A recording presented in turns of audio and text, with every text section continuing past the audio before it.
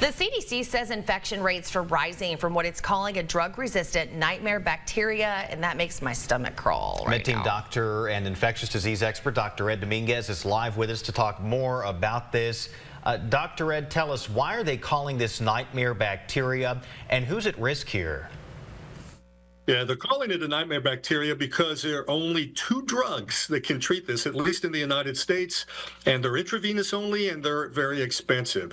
This bacteria first emerged in 2008 in India, and like you said, it was very uncommon in the U.S., a couple of hundred cases a year, until 2023, when that jumped up to over 1,800 cases. Now, the people who are most at risk for this are people who wind up taking antibiotics, typically before they're hospitalized, for a number of different reasons. We have got to be careful on how we prescribe and use antibiotics. Otherwise, we're going to see more bacteria like this emerge, and that's very concerning. Dr. Ed, a new study by Cleveland Clinic is finding a specific gene could play a role in losing weight while using a GLP-1 medication.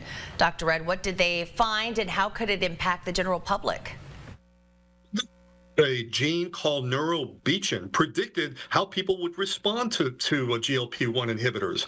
If you had the gene, then you were 82% more likely to lose weight when taking the medication. If you didn't have it, it was a coin toss. 50% did, 50% didn't. Now, we know that 25% of the general population just don't respond to these medications.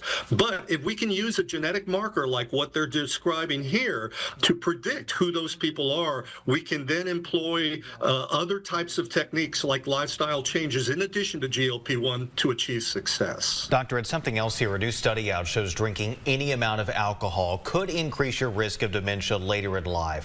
What kind of an increase are we talking about here?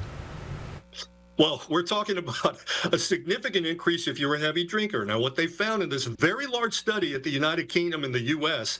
was that if you drank more than 40 drinks a week, then you were more likely to develop dementia, about 41% more likely than people who had 1 drink a day or less.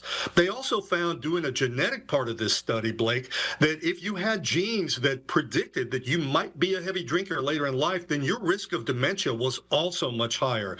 Why is this important? It's really important because you used to hear doctors and other health experts say that there was a small amount of alcohol that could be potentially beneficial. That's not true. There is no amount of alcohol that is beneficial.